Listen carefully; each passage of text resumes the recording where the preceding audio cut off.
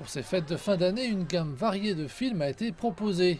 C'est le blockbuster de guerre quelque peu atypique, La bataille du lac Changjing, pont de la Porte d'Eau, qui a remporté le plus grand succès.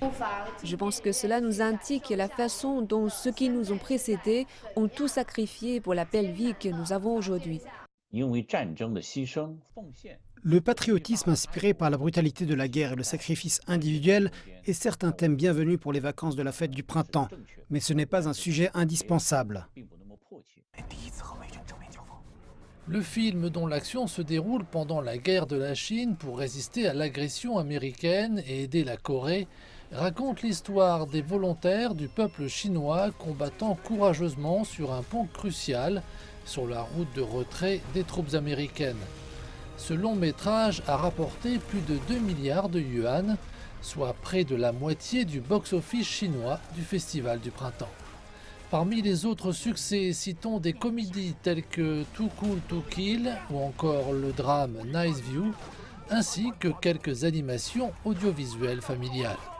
En ne prenant en compte que le box-office, plus de 5 milliards de yuan est un assez bon chiffre à l'échelle mondiale. Mais toujours bien en deçà de la fête du printemps 2021. En février dernier, alors que le coronavirus desserrait son emprise sur le pays, le box-office avait atteint 12 milliards 200 millions de yuan.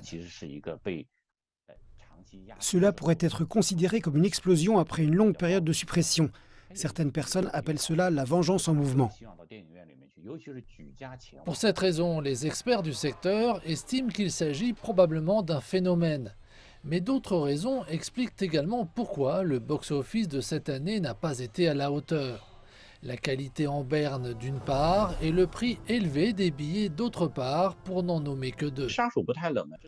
Too Cool to Kill est une comédie très aboutie. Bien qu'elle fasse rire, c'est tout ce que c'est. Une comédie ni plus ni moins. Lorsque les spectateurs dépensent plus de 100 yuan pour un billet, ils s'attendent à plus que de l'humour. Oui, ils veulent de l'humour, mais ils souhaitent aussi être touchés, qu'on les fasse réfléchir.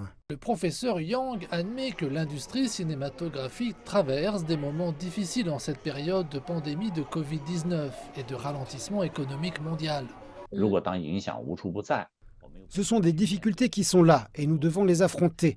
Des périodes comme celle-ci rendent d'autant plus nécessaire la recherche de réponses internes pour ajuster et rationaliser le développement de notre industrie cinématographique. En ce qui concerne la saison festive, cela signifie plus d'œuvres à la fois divertissantes et inspirantes.